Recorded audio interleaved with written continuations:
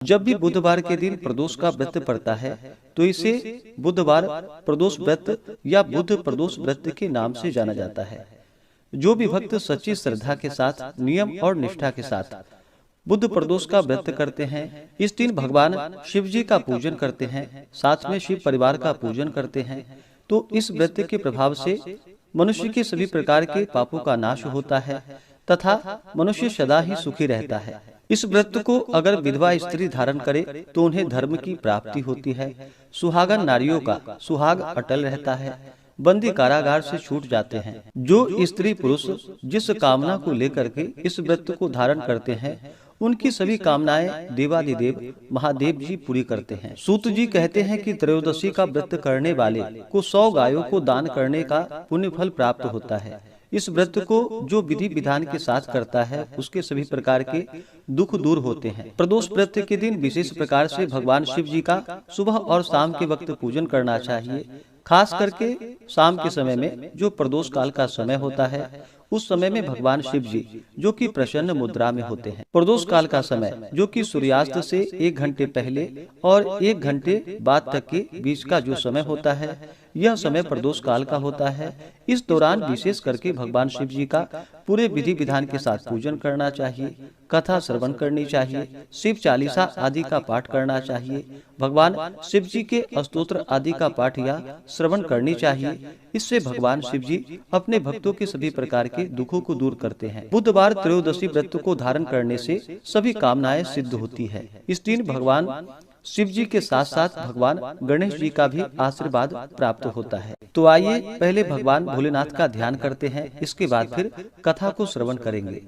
ओम ध्यायेत नित्यं महेशं रजत गिरिनिभं चारुचंद्रावतंसं रत्नाकल्पोज्ज्वलांगं परशुमृगवराभीतिहस्तं प्रसन्नं पद्मासीनं समन्तात् अस्तुतममर्ग्नैर्व्याघ्रकीर्तिं वसानं विश्वाद्यं विश्वबीजं निखिलभयहरं पंचवक्त्रं त्रिनेत्रम्।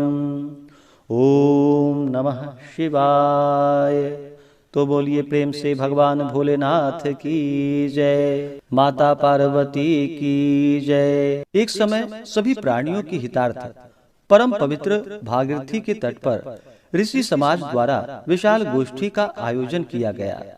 विज्ञ महर्षियों की एकत्रित सभा में व्यास जी के परम शिष्य पुराण वेत्ता श्री सूत जी हरि कीर्तन करते हुए पधारे। सूत जी को देखकर सौनकादि 88,000 ऋषि मुनियों ने उन्हें दंडवत प्रणाम किया। महाज्ञानी सूत जी ने भक्ति भाव से ऋषियों को हृदय से लगाया तथा आशीर्वाद दिया।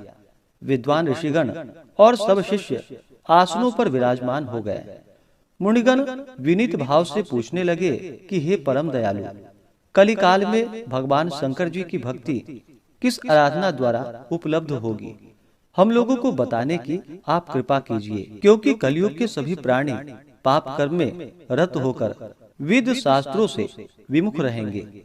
दीनजन अनेकों संकटों से त्रस्त रहेंगे। हे मुनि श्रेष्ठ, कलिकाल में सत्कर्म की ओर किसी की रुचि नहीं होगी। जब पुण्य क्षीण हो जाएंगे तो मनुष्य की बुद्धि असत कर्मों की ओर प्रेरित होगी, जिससे दुर्विचारी पुरुष वंश सहित समाप्त हो जाएंगे। इस अखिल भूमंडल पर जो मनुष्य ज्ञानी होकर ज्ञान की शिक्षा नहीं देता, उस पर परम पिता परमेश्वर कभी प्रसन्न नहीं होते। हे महामुने, ऐसा कौन सा उत्तम व्रत है जिससे मनोवांछित फल की प्राप्ति होगी? कृपा कर आप मुझसे कहिए। ऐसा सुनकर दयालु हृदय श्री सूत जी कहने लगे कि हे श्रेष्ठ मुनियों तथा सौनक जी, आप धन्यवाद के पात्र हैं। आपके विचार सराहनीय हैं एवं प्रशंसनीय हैं। आप वैष्णवों में अग्रगण्य हैं, क्योंकि आपके हृदय में सदा परहित की भावना रहती है। इसलिए हे शौनकादि ऋषियों, आप सुनो।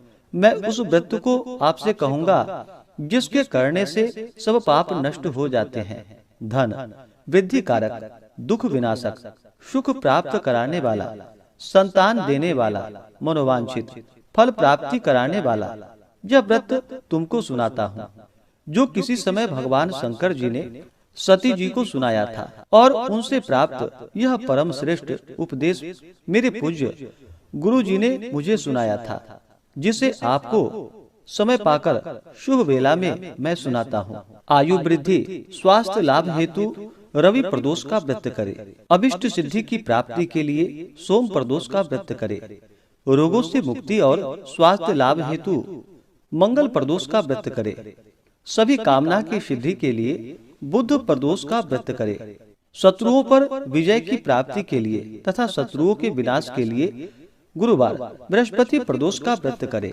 सौभाग्य स्त्री की समृद्धि के लिए शुक्र प्रदोष का व्रत करे, पुत्र प्राप्ति हेतु शनि प्रदोष का व्रत करे। प्रदोष व्रत के दिन प्रातः काल स्नान कर निराहार रहकर शिव जी का ध्यान करे, शिव जी के ध्यान में मग्न हो शिव मंदिर में जाकर शंकर जी की पूजा करे। पूजा के पश्चात अर्धपुंड त्रिपुंड का तिलक धारण करे, बेलपत्र चढ़ाएं, धूप दीप अक्षत से पूजा करे, ऋतु फल चढ़ाएं, ओम नमः शिवाय मंत्र का रुद्राक्ष की माला से जप करे, ब्राह्मणों को भोजन कराकर सामर्थ्य के अनुसार दक्षिणा दे। तत्पश्चात मौन व्रत धारण करे।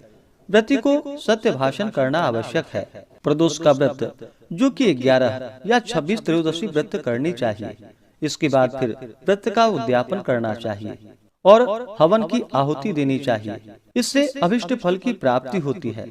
व्रती पृथ्वी पर शयन करे, इससे सर्व कामना सिद्ध होती है। और यह व्रत श्रावण मास में हो तो इसका विशेष महत्व होता है। यह सर्व सुख धन आरोग्यता देने वाला है। यह व्रत इन सब मनोरथों को पूर्ण करता है। हे ऋषिवरों, यह प्रदोष व्रत मैंने जो आपको बतलाया, किसी समय शंकर जी ने सती जी को और वेद व्यास मुनि ने मुझको सुनाया था। शौनकादि ऋषि बोले कि हे पूज्यवर महामते, आपने यह व्रत परम गोपनीय मंगलप्रद कष्ट निवारक बतलाया है। इस प्रकार आप हमें प्रदोष व्रत की कथा को सुनाइए। सूत जी बोले, ऋषियों, अब मैं आपको बुध त्रयोदशी प्रदोष व्रत की कथा सुनाता हूँ। आप ध्यान पूर्वक सुनिए। प्राचीन काल की कथा है। एक पुरुष का नया नया विवाह हुआ था। वह गौने के बाद दूसरी बार पत्नी को लिवाने अपने ससुराल पहुंचा। अपनी सास से कहा कि बुधवार के दिन ही पत्नी को लेकर अपने नगर जाएंगे। उस पुरुष के सास ससुर ने साले सालियों ने उसको बहुत समझाया कि बुधवार को पत्नी को विदा कराकर ले जाना शुभ नहीं होता है, लेकिन वह पुरुष अपनी जिद्द से टस से मस नहीं हुआ। विवश होकर सास ससुर ने अपने जामाता और पुत्री को भारी मन से विदा कर दिया। पति पत्नी बैलगाड़ी में चले जा रहे थे। नगर के बाहर निकलते ही पत्नी को बड़ी जोरों से प्यास लगी। पति लोटा लेकर पत्नी के लिए पानी लेने के लिए गया। पानी लेकर जब लौटा तो उसके क्रोध और आश्चर्य की सीमा न रही, क्योंकि उसकी पत्नी किसी अन्य पुरुष के लाए लोटे में पानी पीकर हंस हंस कर बातें कर रही थी। क्रोध में आग बबूला होकर वह उस आदमी से झगड़ा करने लगा। मगर यह देखकर उसके आश्चर्य की सीमा न रही कि उस पुरुष की शक्ल उस आदमी से हूबहू मिलती है। हम शक्ल आदमियों को झगड़ते हुए जब काफी देर हो गई तो वहां आने जाने वालों की भीड़ एकत्रित हो गई। सिपाही भी वहां पर आए। सिपाही ने स्त्री से पूछा कि इन दोनों में से कौन सा आदमी तेरा पति है, तो वह बेचारी असमंजस में पड़ गई, क्योंकि दोनों की शक्ल एक दूसरे से बिल्कुल ही मिलती थी। बीच राह में अपनी पत्नी को इस तरह देखकर उस पुरुष की आंखें भर आई। वह भगवान शंकर जी से प्रार्थना करने लगा कि हे भगवान, आप मेरी और मेरी पत्नी की रक्षा कीजिए। मुझसे बड़ी भूल हो गई जो मैं बुधवार को पत्नी को विदा करा कर लाया। भविष्य में ऐसा कदापि अपराध नहीं करूंगा। उसकी वह प्रार्थना जैसे ही पूरी हुई कि दूसरा पुरुष अंतर ध्यान हो गया और वह पुरुष सकुशल अपनी पत्नी के साथ अपने ससुराल पहुंच गया। उस दिन के बाद पति पत्नी नियम पूर्वक बुधवार प्रदोष का व्रत करने लगे। तो बोलिए प्रेम से भगवान भोलेनाथ की जय, माता पार्वती की जय। ऐसे ही ज्ञानवर्धक जानकारियाँ प्राप्त करते रहने के लिए चैनल पे अगर आप पहली बार आए हैं तो चैनल को लाल बटन दबा करके सब्सक्राइब करें, साथ में बेल आइकन घंटी को दबाएं ताकि आने वाली वीडियो का नोटिफिकेशन आपको समय से मिलता रहे।